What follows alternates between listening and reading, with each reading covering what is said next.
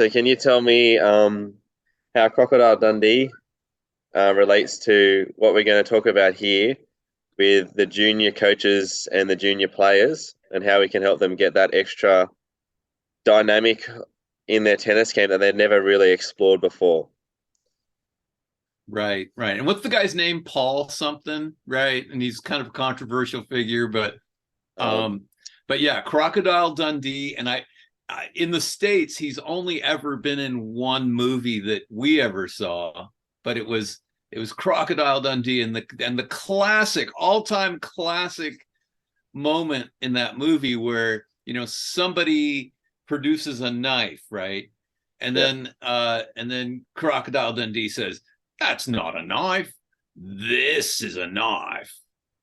Right.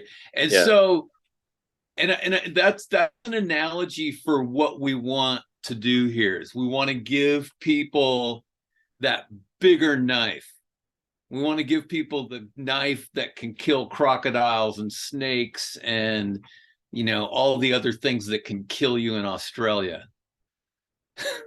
So so we want to empower people to have the biggest, best, sharpest, shiniest multi-use weapon. So if you've like seen a survival knife, right, then it's got a long blade.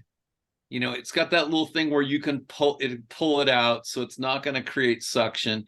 It might have a saw on the end of it. It's probably got a bottle opener because you got to have a logger. Um, it's got enough things on it that you can survive in the wild.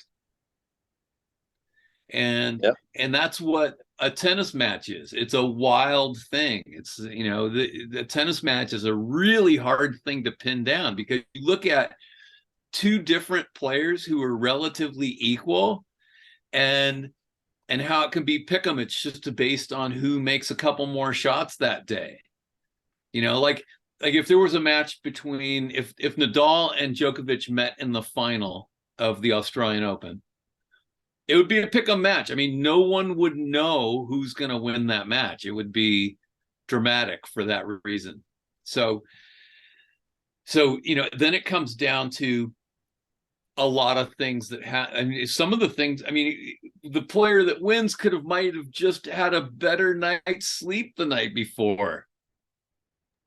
Yeah. So there are a lot of little things that go into winning a tennis match, and we want to give players enough knowledge base to do all of the little things that will empower them to perform better, to learn faster, to acquire skills, more, with a better strategy in mind, all those kinds of things.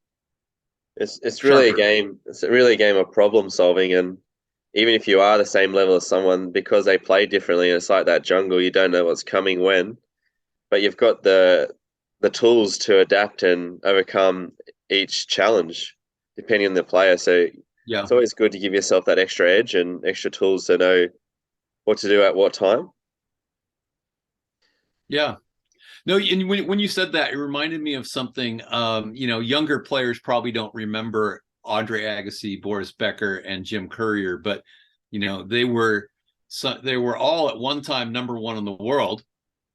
And there was a time when Agassi had a 5-match winning streak against Courier at the same time. No, no, no.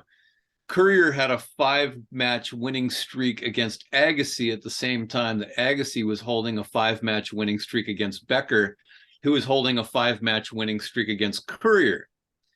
And what did it come down to?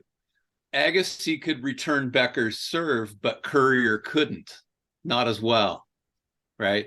And Courier could outwork Agassi during that era, during that time. So it goes to show that different capacities can be a part of beating different players, in different matchups. And we want to give people the widest skill set possible